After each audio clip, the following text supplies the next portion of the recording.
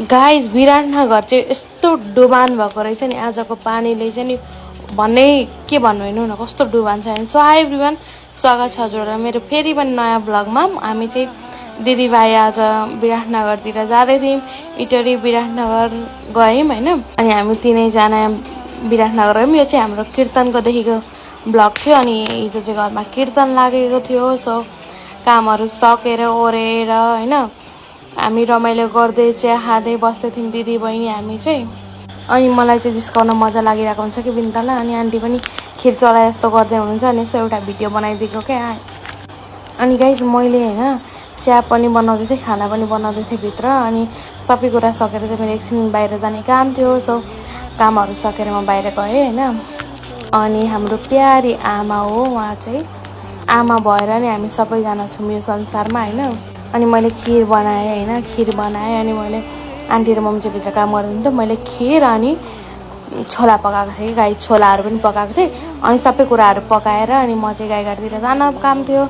So म एकछिन गाईघाट गएँ। अनि भोलिपल्ट भएपछि हामी प्रजर र म चाहिँ आयौँ इटरी। अनि प्रजर र म चाहिँ आयौँ इटरी। हेर्नु होला हाम्रो फोटो दिदीभाइको।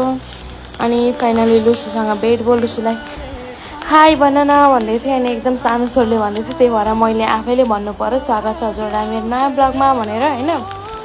अनि लुसीको चाहिँ स्कुल जाने टाइम हुन आँटेको रहेछ, त्यही भएर ऊ अलिकति सिरियस थिइन् क्या, कति टाइम भयो भनेर।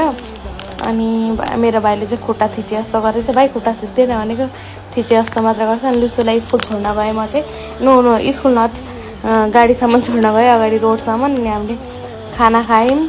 बल्ल तल्ल खाना खाइसकेर फेरि हामी लाग्यौँ विराटनगरतिर। अनि यो चाहिँ बाटोमा जाँदा जाँदै यो कुच्चिएर गइराख्नु परेको थियो क्या।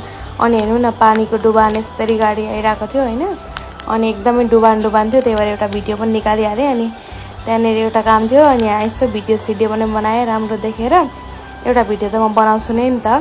अनि त्यसपछि हामी घरतिर आयौँ, फेरि इटरीतिर आयौँ। अनि यो चाहिँ काम सकिँदाखेरि चाहिँ हामी यस्तो पसिन भएको थियौँ क्या गर्मीले। अनि एकछिन बगैँचामा पनि गयौँ हामी।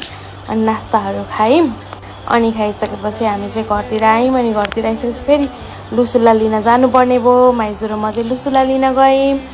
लुसुले खाजा पनि खाएको थिएनन्। सो स्कुलबाट लिएर आएर हामी चाहिँ बाहिर एकछिन गयौँ। अनि त्यसपछि फेरि घरतिर लाग्यौँ। Thank you for watching guys. अनि यहाँ केक खाँदै आउँछौँ हामी चाहिँ, एउटा सिङ्गै केक लिएर। अनि यहाँनिर चाहिँ सर्पो थियो कि, त्यही भएर एउटा भिडियो बनाइदिएको।